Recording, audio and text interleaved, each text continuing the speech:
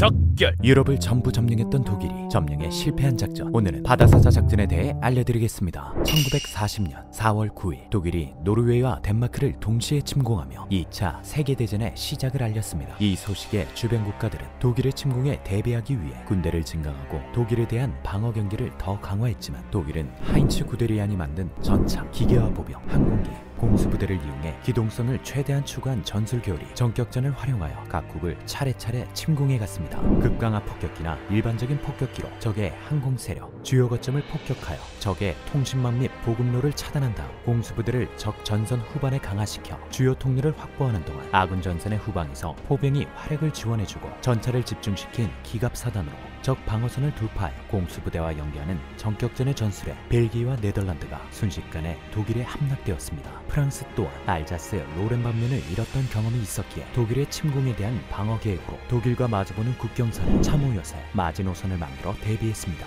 마지노선은 가장 얇은 콘크리트 보루의 두께가 3.5m일 정도로 압도적인 방어력을 자랑했고 지하 내부에 지휘소, 탄약고, 식량창고, 내부 철도망 등 당시 기술의 정수를 모은 최고의 시설과 상당한 중심을 가진 거대한 요새였기에 당시에 어떤 군대로도 이곳을 뚫을 수 있다는 건 불가능했습니다. 그렇지만 독일군은 프랑스 국경을 넘는 대신 룩셈부르크, 아르덴솥, 스당을 통해 프랑스를 침공하였고 프랑스의 마지노선은 제대로 사용도 되지 못하고 독일군에게 영토를 빼앗기게 되었습니다. 이때 유럽국을 도와주기 위해 전쟁에 참여한 영국군, 독일의 프랑스 침공 여파로 서부 전선이 완전히 붕괴하면서 독일군이 아르덴 산림지대를 돌파하고 메즈강을 넘으며 생각하지 못한 대규모 우회 포위 기동으로 인해 전멸할 위기에 봉착하자 됴케르트 지역에서 본국으로 탈출할 계획을 세웠습니다. 점차 좁아지는 독일의 포위망 속에서 영국군은 어떠한 지원도 받지 못한 채 고립되고 그나마 포위망에 대한 반격이 연전연패로 이루어지자 사기가 절망적으로 떨어졌습니다. 영국 본토에서도 남은 전력을 최대한 빨리 구원하려 했으나 이 시점에서의 구원군 파견은 포위망에 갇히는 포로만 늘려주기에 함부로 군을 파견할 수 없었습니다. 그렇지만 영국에게는 이들을 탈출시켜야 하는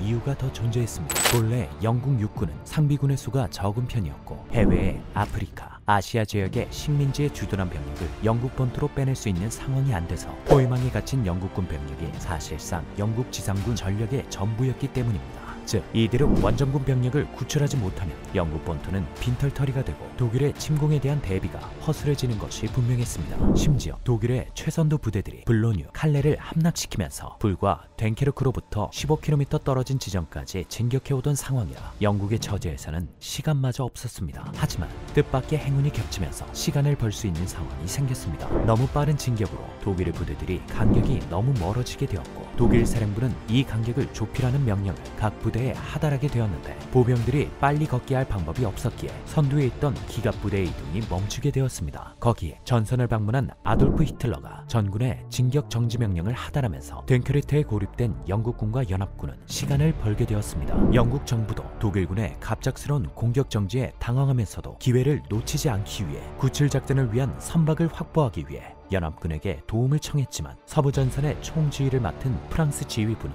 포위망 내부에서의 양쪽을 끼고 공격을 하자는 망상을 하고 있었고 벨기에는 독일에 항복한 국왕 레오폴드 3세와 런던으로 도망쳐온 망명정부로 인해 지휘체계가 복잡하게 되어 도움을 받을 상황이 안 됐습니다. 결국 영국 정부는 단독으로 포위된 연합군과 자신들의 영국 군인을 구출할 작전을 실행시켜야 했습니다. 약 30만 이상의 병력을 철수해야 했기에 어떻게든 선박을 하나라도 더 긁어모을 필요가 있었고 프랑스 해군, 벨기에, 네덜란드 해군에게 협조 요청을 해 선박을 있는 대로 모았지만 그런데도 턱없이 부족했습니다. 결국 영국 정부는 선박 진발령을 내렸지만 위험한 전쟁터로 갈 선박을 모을 수 있을지는 미지수였습니다. 그런데 영국 정부의 예상보다 더 많은 선박이 징발령에 응해 주었습니다. 화물선, 유람선, 트롤 어선 등 650여 척의 일반 선박들이 구조를 위해 지원을 해주었으며 선박의 선주나 항해사들이 자신들의 배를 직접 몰아서 됴케르트 지역으로 구조를 위한 항해를 시작했습니다. 심지어 징발 대상에서 제외된 소형 선박들도 구조를 위해 모여들었습니다. 이 중에선 통통배라 불릴 만한 어선들부터 영국 상류층들이 레저 스포츠를 즐기기 위한 호화 요트까지 있었습니다. 이렇게 영국은 900여 척의 대규모 철수 선단을 확보하게 되었고 철수 시 제공 공권을 담당해줄 영국 공군의 스피파이어 전투기와 함께 대규모 구출 작전을 실행할 수 있게 되었습니다. 구출 첫 이틀 동안 영국군은 약 5만 명을 탈출시키는 것을 목표로 두고 있었지만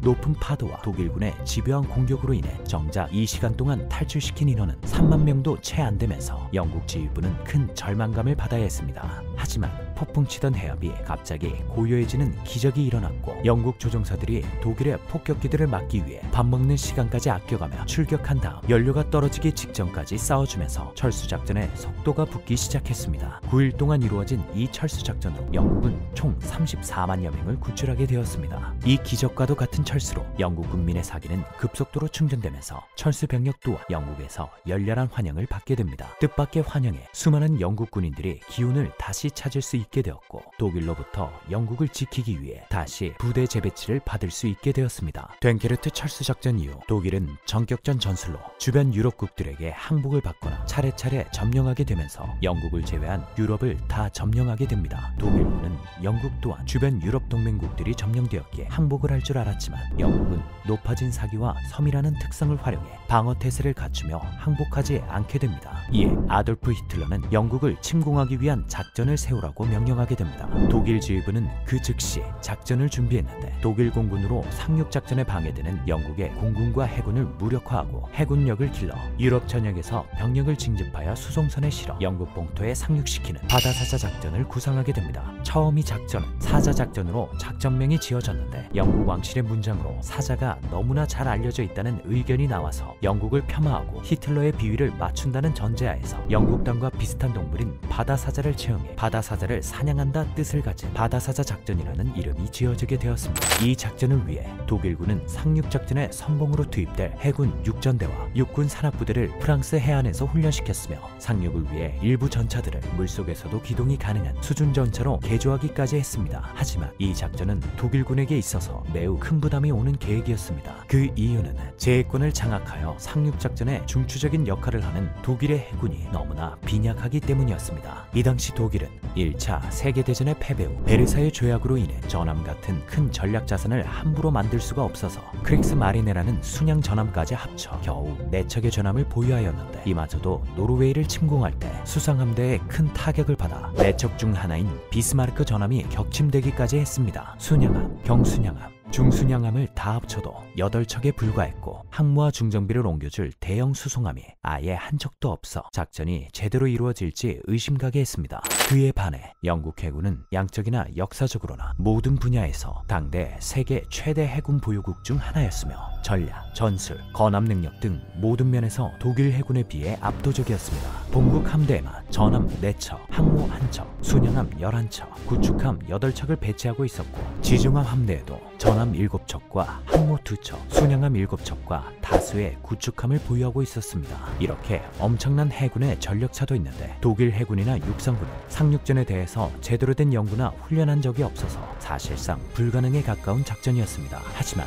독일의 공군 제국 원수 헤르만 괴링이 자신들의 우수한 과학기술력으로 만든 전투기로 영국의 해군을 다 격파하겠다면서 작전을 진행시키자고 했습니다. 당시 독일 공군의 화력들이 많았기에 결국 다른 지휘관들도 작전에 동의하고 바다사자 작전을 준비하게 됐습니다. 결국 1940년 7월 독일 공군이 영국 본토로 침공한 영국 공군과 맞대결하는 영국 본토 항공전이 이루어지게 됐습니다. 몇 번의 폭격과 소규모 전투가 일어난 후 1940년 9월 16일 영국 전투기 620대와 독일 항공기 620대, 폭격기 500대의 대규모 전투가 벌어졌고 폭격으로 영국 본토의 도시와 군수시설들이 다수 파괴되었지만 영국 공군의 승리로 끝나게 되었습니다. 물량의 우위에도 불구하고 독일 공군이 영국 공군에게 패배하게 되면서 바다사자 작전은 무기한 연기하게 되었고 이후 소련을 침공하는 바르바로사 작전이 개시됨으로써 바다사자 작전은 사실상 폐기가 되었습니다. 이후 독일은 전면적으로 영국 해군을 이기긴 힘들었기에 유보트들을 만들어